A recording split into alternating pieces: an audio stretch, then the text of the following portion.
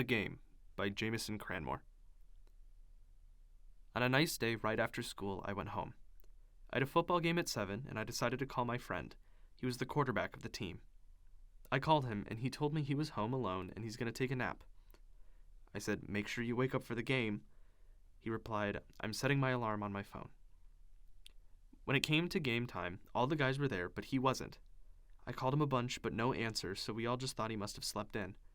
After the game, I called him again. This time someone answered. It wasn't him. Instead, it was a deep whisper, and before I picked out what he said, he hung up. All of a sudden, something popped up on everyone's phone. It was some kind of thing exposing him. When his parents got home, they noticed the front door was wide open, which was odd. They called his name. No answer. They went up to his room and didn't see him, but his dad noticed the closet door was open. He walked in there only to find his son laying on the floor, dead. Both of his Achilles were slashed open, and one stab mark right through his chest. The walls and floor were filled with pictures of dead people. The next day at school, everyone was sad. After school, there was a gathering at the church for him. I hadn't gotten there yet, but one of my friends did. She called me because she thought I was there already.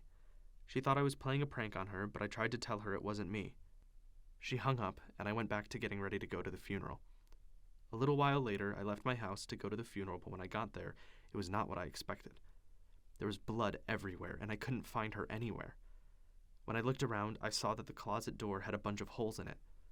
I went over to the closet to look, and there she was, dead. She had gotten stabbed in the back, through the wall, multiple times, and the knife was stuck through the wall and sticking in her. She was hanging from the wall, and when I saw her, I freaked out. I called the police, and they looked for clues but couldn't find anything.